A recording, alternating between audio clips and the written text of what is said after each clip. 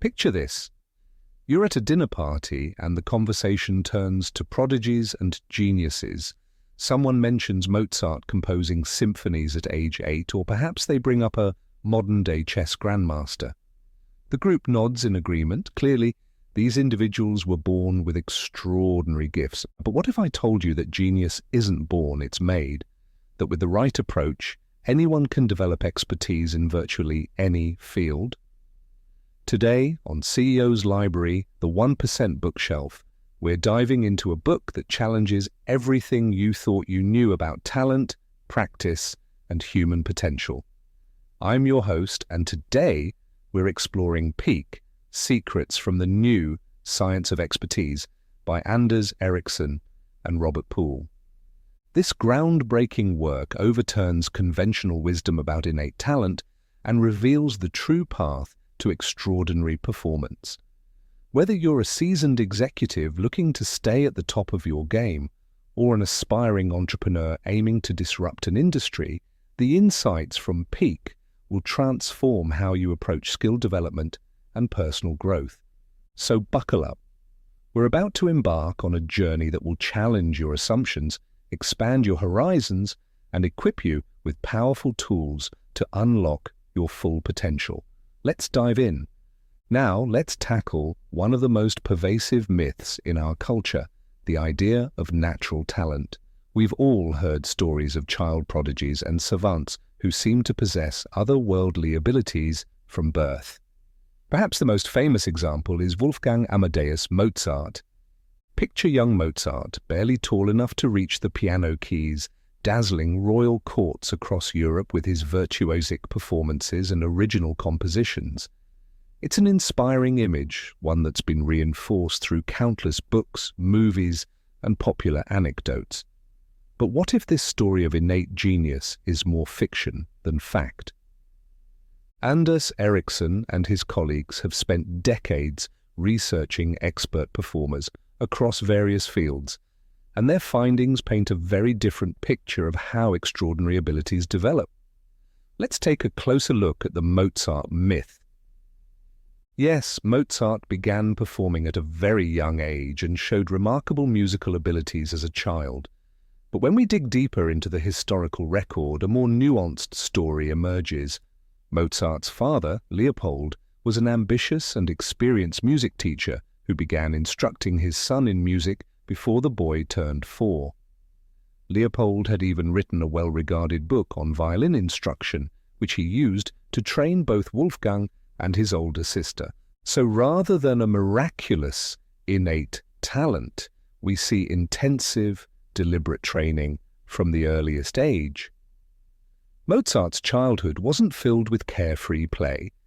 It was dominated by rigorous musical education under the strict guidance of his father. What about Mozart's early compositions?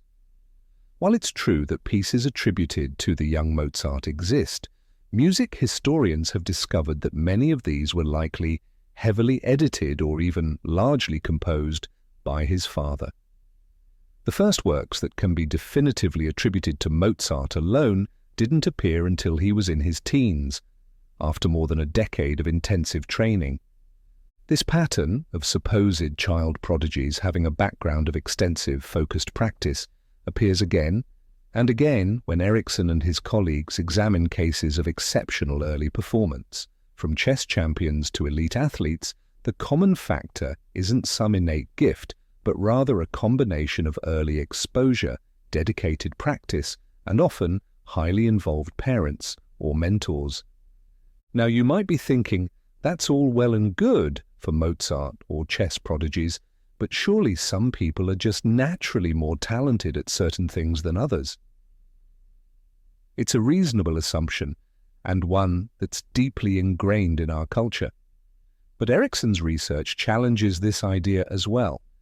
In study after study across diverse fields from music to medicine to memory, Ericsson and his colleagues have found that the key factor separating expert performers from everyone else isn't innate talent. It's the quality and quantity of their practice. Let's consider an example from the world of sports. In the book, Ericsson discusses a study of elite soccer players. The researchers found that by age 20, the best players had accumulated an average of 10,000 hours of deliberate practice, a specific type of training we'll discuss in more detail shortly. The next tier down had about 8,000 hours, and so on. What they didn't find was any evidence of innate differences in coordination, physical prowess, or some nebulous natural athleticism that set the top performers apart. This pattern holds true even in fields we typically associate with raw intelligence, like mathematics or chess. Studies of chess grandmasters have found no correlation between IQ and chess skill among elite players. What does correlate strongly with chess ability? You guessed it, the amount of time spent in serious, focused study of the game. So why does this myth of natural talent persist? Part of it is simply that it makes for a better story. The idea of a Mozart or an Einstein being touched by divine inspiration is more exciting than the reality of thousands of hours of grueling practice. But there's also a darker side to this belief. When we attribute exceptional performance to innate talent, it lets us off the hook. If Mozart was simply born a musical genius, well, that's nice for him, but it doesn't have any bearing on what the rest of us can achieve. It gives us an excuse not to try, not to push ourselves outside our comfort zones. Even worse, this belief can become a self-fulfilling prophecy. If a child shows early promise in math, for example, they might be labeled as gifted and given extra attention and resources. Meanwhile, a child who struggles early on might be written off as just not a math person and never given the opportunity to develop their skills.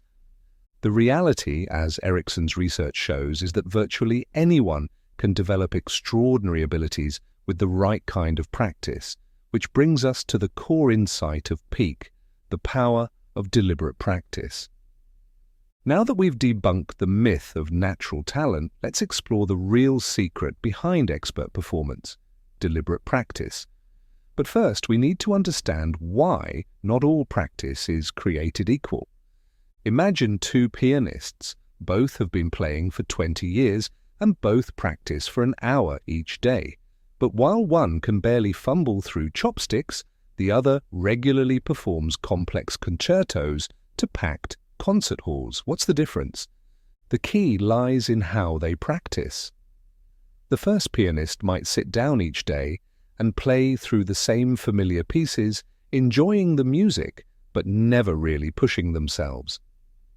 This is what Ericsson calls naive practice. It's better than nothing, but it has severe limitations. The concert pianist, on the other hand, engages in deliberate practice. This is a highly structured activity designed to improve performance, often with the help of a teacher or coach. Let's break down the key elements that make deliberate practice so powerful. 1. Specific goals. Instead of vague aims like get better at piano, deliberate practice involves setting clear, specific objectives. Our concert pianist might focus on mastering a particularly challenging passage or improving their speed on a specific scale. 2. Focused attention. Deliberate practice requires full concentration. It's not something you can do while watching TV or chatting with friends. It demands your complete mental engagement. 3. Immediate feedback. To improve, you need to know what you're doing right and wrong. In music, this might come from a teacher, a recording of your performance, or your own trained ear. The key is getting this feedback quickly so you can make adjustments. 4. Getting out of your comfort zone. Improvement happens when you push yourself just beyond your current abilities. If you can already play a piece perfectly, you're not improving by playing it again. Deliberate practice involves constantly reaching for that next level. To illustrate the power of deliberate practice, let's look at a fascinating study discussed in Peak, the case of London taxi drivers. Picture the streets of London, a twisting maze of roads that would befuddle even the most advanced GPS system. To become a licensed taxi driver in London, candidates must master the knowledge, an encyclopedic recall of London's 25,000 streets and thousands of landmarks. This process typically takes 3 to 4 years of intensive study. Researchers used brain scans to compare the hippocampus, a region of the brain associated with spatial memory, in London, taxi drivers versus bus drivers. They found that taxi drivers had significantly larger posterior hippocampi, and the size correlated with years on the job. Even more remarkably, when they scanned the brains of taxi driver trainees before and after acquiring the knowledge, they found physical growth in this brain region. This is a powerful demonstration of neuroplasticity, the brain's ability to reorganize itself in response to experience. The taxi drivers weren't born with superior spatial memory or navigation skills. Through years of deliberate practice, studying maps, taking practice runs through the city, testing themselves on routes, they literally reshaped their brains to become navigation experts. This principle applies far beyond taxi driving or musical performance. Whether you're a CEO trying to improve your decision-making, a salesperson honing your pitch, or an entrepreneur developing a new product, the key to improvement lies in applying the principles of deliberate practice. So how can you incorporate deliberate practice into your professional life? Here are a few strategies. 1. Identify specific skills to improve. Don't just aim to be a better leader. Break it down into specific competencies like active listening, giving feedback, or strategic planning. 2. Set clear, measurable goals. Instead of improve public speaking, try reduce use of filler words by 50% in my next presentation. 3. Seek immediate feedback. This could come from a mentor, peers, or even video recordings of your performance. The key is getting specific, actionable critiques. 4. Practice with full focus. Carve out dedicated time for improvement. Even 30 minutes of focused practice is more valuable than hours of distracted effort. 5. Push your limits. Always be reaching for that next level. If you're comfortable, you're not improving. Remember, the path to expertise isn't about putting in mindless hours. It's about the quality of your practice. By applying these principles of deliberate practice, you can accelerate your learning and achieve levels of performance you might have thought were out of reach. Now that we understand the power of deliberate practice, let's dive into one of the most fascinating aspects of expertise, the role of mental representations. This concept is crucial for understanding how experts in any field are able to perform at such high levels. Imagine you're watching a chess grandmaster play. They glance at the board for a few seconds, then make a brilliant move that turns the tide of the game. To a novice, it might seem like magic. But what's really happening is that the grandmaster is using highly sophisticated mental representations of the game. So what exactly is a mental representation? It's a mental structure that corresponds to an object, an idea, or anything else concrete or abstract that the brain is thinking about. For a chess master, these representations allow them to quickly recognize patterns on the board, anticipate possible moves, and make rapid, high-quality decisions. Let's explore this idea with a classic study from the world of chess. In the 1970s, researchers showed chess players boards with pieces arranged as they might be in the middle of a game. The players were given a brief look at the board, then asked to recreate the arrangement from memory. What they found was striking. Chess masters could recreate the board with nearly perfect accuracy, while novices struggled. But here's the kicker. When the pieces were arranged randomly, in ways that would never occur in a real game, the masters performed no better than novices. This revealed that the masters weren't simply better at remembering the positions of individual pieces. Instead, they had developed rich mental representations that allowed them to chunk meaningful configurations of pieces together. Where a novice might see 20 individual pieces, a master might see 4 or 5 meaningful groupings. These mental representations aren't limited to chess. They're a key factor in expertise across all domains. Let's consider a few examples. In medicine, an experienced radiologist can glance at an X-ray and immediately spot abnormalities that might be invisible to a novice. They're not just seeing individual shadows and shapes. Their mental representations allow them to quickly recognize patterns associated with various conditions. A master sommelier can take a sip of wine and immediately identify not just the grape variety, but often the specific region and even the year it was produced. This isn't due to superhuman taste buds, but to highly developed mental representations that allow them to associate specific flavor profiles with vast amounts of stored knowledge. In business, a seasoned CEO can quickly assess a complex situation, seeing connections and potential outcomes that might not be apparent to others. Their mental representations of business dynamics built up over years of experience allow them to rapidly process information and make high-quality decisions. So how do we develop these powerful mental representations? The key, once again, lies in deliberate practice.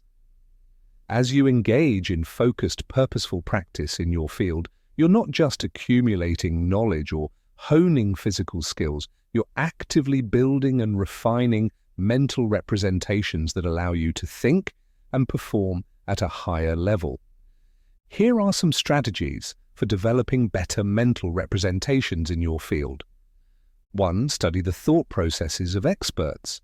Don't just focus on what experts in your field do. Try to understand how they think. Look for opportunities to observe experts in action and ask them to explain their decision-making processes. 2. Engage in scenario planning. Mentally walk through various situations you might encounter in your work. The more you do this, the more refined your mental models will become.